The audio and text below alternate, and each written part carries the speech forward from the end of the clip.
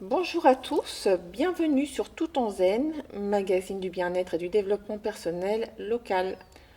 Je suis en compagnie de Maïté Edou, coach vocal, professeur de chant et plein d'autres cordes à son arc. Donc nous sommes à Bolbec, dans une salle de la MJC. Bonjour Maïté, tu es Bonjour accompagnée. Zen, bonjour. Tu es accompagnée. Je suis accompagnée en effet de deux stagiaires qui suivent une formation en ce moment sur 3 jours sur le travail de la projection de la voix et de l'expression chantée.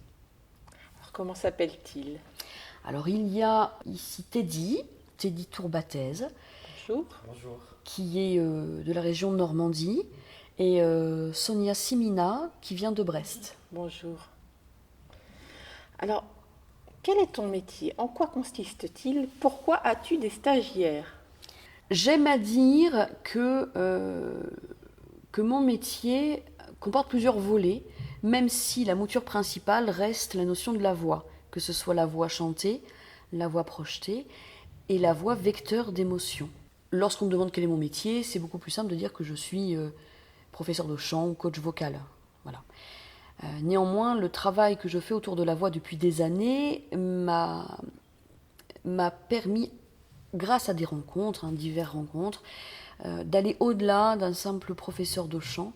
En fait, voilà, mon parcours, c'est que je suis maître Reiki depuis longtemps, et je cherchais en fait à travers le Reiki pouvoir donner des notions de bien-être à mes élèves, aux coachés que j'avais professionnels ou bien amateurs.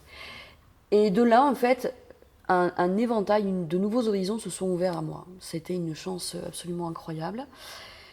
Et maintenant, je fais également de la prise de parole en public, que ce soit de l'individuel, des enseignants, des étudiants qui passent des oraux et de plus en plus importants. Également pour des gens dont la voix est leur métier. Alors ça peut être des élus, ça peut être aussi des chefs d'entreprise, des cadres, ou des gros groupes tels que la SNCF ou bien la Poste. Oui, c'est très C'est varié très et varié. donc tu t'adresses aussi bien à des personnes en individuel qu'à des groupes, si j'ai bien compris. Absolument, absolument. Oui. Ce n'est pas le même travail, et je dirais l'un ne va plus sans l'autre lorsqu'on veut vraiment décupler et connaître sa voix. Voilà, lorsqu'on est face à son miroir, ça donne un autre abord par rapport à la voix. Voilà. Comment es-tu partie? Quel parcours, quelle formation as-tu suivi? Quel cheminement, peut-être plutôt sous ce terme, as-tu suivi pour en arriver ici aujourd'hui à avoir voilà, autant de subtilité au niveau de ton art? Alors j'ai un parcours à la base très classique. J'ai commencé comme clarinettiste, donc un instrument à vent, donc un instrument où l'air est essentiel. On dit que la clarinette, comme instrument à vent, est l'instrument le plus proche de la voix. Ce qui est vrai, parce que l'émission du son, la tessiture, fait que c'est vraiment très, très proche. J'ai eu la chance aussi de travailler, pas assez de temps à mon sens, avec un professeur de danse, chorégraphe, Virginie Gaillot, à l'époque. Oh oui, je connais bien Voilà, Virginie. Oui, on lui fait un petit coucou si un elle petit nous coucou, écoute. Je oui, pense oui. qu'elle va probablement jeter un petit coup d'œil à Qui est une l'émission. référence. Et je crois que la notion du bien-être est venue avec elle. Parce qu'elle avait une façon de voir la scène, tout simplement, dans une globalité, de faire corps avec la scène. Et je me suis dit, waouh, j'étais encore étudiante à l'époque, et je me suis dit, il y a quelque chose à explorer là. Mais je vais faire un petit aparté parce que c'est vrai que c'est elle aussi qui m'a menée vers la kinésio, vers les techniques bien-être, parce Voilà, qu'à travers ses cours de danse, elle a su nourrir justement, comme ouais, tu dis, le spectacle, l'improvisation, mais ouais. aussi cette respiration intérieure aussi. C'est ça. Et Virginie, pour moi, fait partie de ces gens on ne peut que se souvenir d'elle parce que c'est un interrupteur. Voilà, pour moi, je vois Virginie, c'est mon interrupteur. Voilà. Donc une formation extrêmement classique, conservatoire, les concours, les examens, une pression constante. Et dans mon parcours, j'ai eu la chance de travailler avec des gens talentueux, des grands maîtres tels que Michel Legrand, Nicole Croisy, voilà. Ensuite, et la notion de la voix est arrivée là. La notion du spectacle, en fait. Pareil, je me sentais être instrumentiste, je me sentais être une actrice, mais dans un couloir. Et j'avais envie d'ouvrir mon spectre. Donc j'ai commencé ensuite à ouvrir mon panel en m'intéressant au spectacle vivant. Est-ce que je peux poser une petite question piège? Oui. Entre la voix et l'instrument, alors, qu'est-ce qui est le plus facile à assumer? Est-ce que l'instrument est un support pour être? Est-ce que la voix, c'est vraiment se lâcher seul? Est-ce qu'on considère l'instrument comme un support? Justement, ce qui est intéressant dans ton cheminement, c'est que tu as connu les deux. Se détacher de l'instrument est essentiel. Là, mon prochain but, par exemple, c'est de pouvoir faire travailler des futurs jeunes solistes instrumentaux. Parce que le trac, que ce soit au moment d'un examen, d'un spectacle, d'un concours, est toujours présent. Il est essentiel. Mais ce ne sont que des notions de peur. La peur, il ne faut pas s'en cacher. Il faut l'affronter, il faut la regarder bien en face. Parce que finalement, ce n'est qu'une projection de craintes qui sont faussement justes. Finalement, la peur, c'est rien. C'est rien. La peur, c'est presque une amie. C'est juste un moment clé, dire, voilà, il y a une échéance. C'est même pas une marche à franchir, c'est une porte à ouvrir. Voilà, et on dit bonjour à cette porte et on ouvre. L'instrument, certains pourraient dire, on se cache derrière l'instrument. Et c'est un peu le reproche que je ferais. Pour moi, ma clarinette, pendant des années, a fait partie, c'était une extension de mon corps. C'était une expression vivante de ce que j'étais. Lorsqu'il fallait emboucher la clarinette et enchaîner directement sur ce concerto de Weber, j'ai un souvenir, le si bémol avec un pianissimo. On est tellement proche de la voix. Lorsqu'on a cette note qui et qui ouvre d'une façon puissante. En fait, je me souviens de mes maîtres qui me disaient, Maïté, tu n'es plus clarinettiste, tu n'es plus instrumentiste, tu dois chanter la note. Lorsqu'on dit à un musicien, chante la note. Chante la note. Et je me suis toujours dit, mais c'est quoi l'idée? Je chante la note, mais quoi, chanter? Je chante dans mon instrument? Je comprends pas. Non, ça va au-delà. L'instrument fait partie de soi. Ce n'est que finalement une projection de la bouche. Surtout pour les instruments avant, je pense. Oui. Après, tout ce qui est instrument à cordes, c'est certainement autre chose, mais ça, ce n'est pas ma spécificité. La notion du soliste est importante, en fait. C'est un état d'esprit. Vulgairement, lorsque j'explique ça pour la prise de parole en public, devenez soliste. Ça veut dire tout simplement, emparez-vous de votre corps et de votre voix et développez votre charisme. Et ça s'apprend. Qu'on ait un instrument, qu'on ait un instrument de musique, avant, à cordes, à percussion, ou bien un chanteur, ou un danseur, je pourrais même dire un tennisman, quoi. Il peut être soliste avec sa raquette. C'est une question d'attitude, de charisme et de réveiller son phare intérieur. Merci Maïté pour cette petite parenthèse. On va revenir un petit peu sur ton parcours, donc cette rencontre avec Virginie, ce chant. Ouais. Ensuite.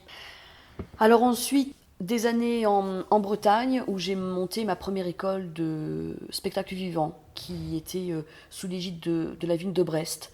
Il y avait 300 élèves, 14 enseignants. 300 élèves, Sonia pourrait en parler parce qu'elle est entrée dans ce centre, des chorégraphes, des accompagnateurs, voilà, c'était tout le temps. Et c'est la première fois où en fait en France on a délivré au niveau du ministère de la Culture un vrai diplôme. Donc ça c'était dans les années fin 90, 98-99. Ensuite je suis revenue après un parcours sur les routes en Normandie parce que j'ai eu envie d'être maman. La vie fait que je suis revenue dans ma région d'origine. Et depuis, je travaille toujours sur la notion de la voix.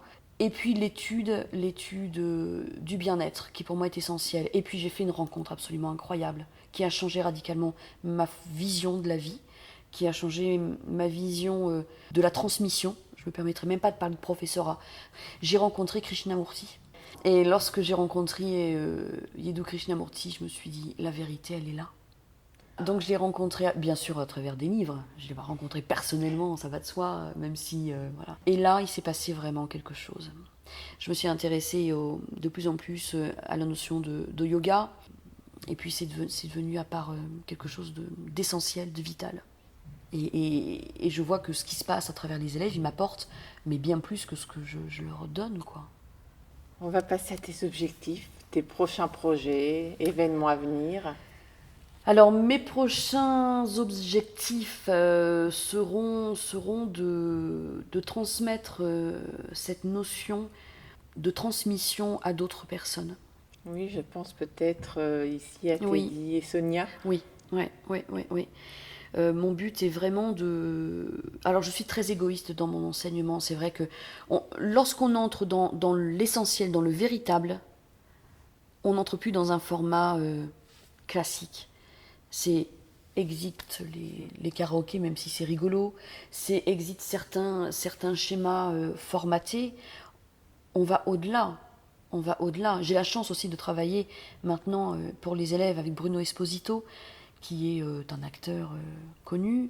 Et on s'est retrouvé pas grâce à notre art, on s'est retrouvé grâce à notre vision sur la spiritualité. On s'est reconnu. On s'est mais véritablement reconnu. À chaque fois, on a encore à se découvrir qu'une personne comme ça, de renommée quand même nationale, qui passe toutes les semaines à la télévision, me dit Maïté, c'est avec toi avec qui j'ai envie de travailler, mais gratitude, quoi, par exemple. Oui. Hier, il était avec les élèves et l'idée, c'est de les faire sortir, de se rendre compte que la voix, c'est vecteur d'émotion. Au-delà de ça, je dirais, écoutez votre voix. Pas que la vôtre, mais la voix des autres. La première chose lorsqu'on a un être cher qui disparaît, la première chose qu'on oublie, c'est la voix de cette personne partie. Si on n'a pas un support audio, Oui. la voix, c'est quelque chose d'éphémère mais d'extrêmement puissant. Et moi, mon idée, ce que j'aimerais, c'est faire prendre conscience à tous les gens que cette empreinte vocale est quelque chose d'essentiel qu'il faut chérir, conserver. Et grâce au chant, on arrive à tellement à vider des nœuds, à desserrer des nœuds qui sont très mouillés et très serrés. Ça fait mal, hein. Ça fait mal, bien sûr. On a tous nos chakras qui sont dans... bloqués. Bien sûr. Alors évidemment, moi je vais insister sur le chakra 2, mais on se rend compte que le chakra racine, tout vient de là. Tout est relié. Donc, alors moi, je ne vais pas leur parler chakra, je ne vais pas leur parler tout ça. Pas encore. Ce n'est que la terminologie qui change. Exactement. L'effet reste en général le même. C'est ça.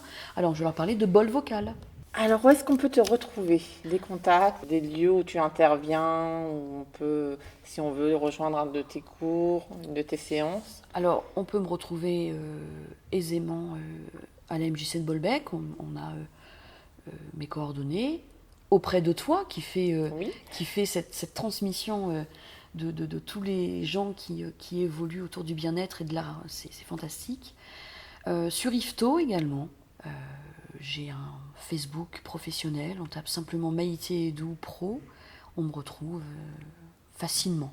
Merci Maïté, je vais m'adresser à présent à tes deux stagiaires, Teddy et Sonia, que je vais inviter à s'approcher. Je vais commencer par Sonia, une jeune fille. Bonjour. Bonjour, alors comment se fait-il que l'on te retrouve aujourd'hui auprès de Maïté? A-t-il eu un coup de foudre, une évolution personnelle?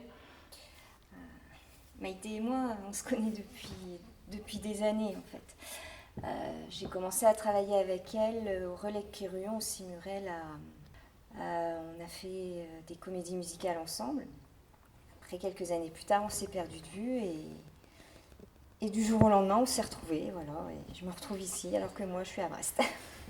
Et tu viens donc régulièrement Oui. suivre ces séances Oui, c'est sur ça. Bolbec? Oui, et puis on travaille toutes les semaines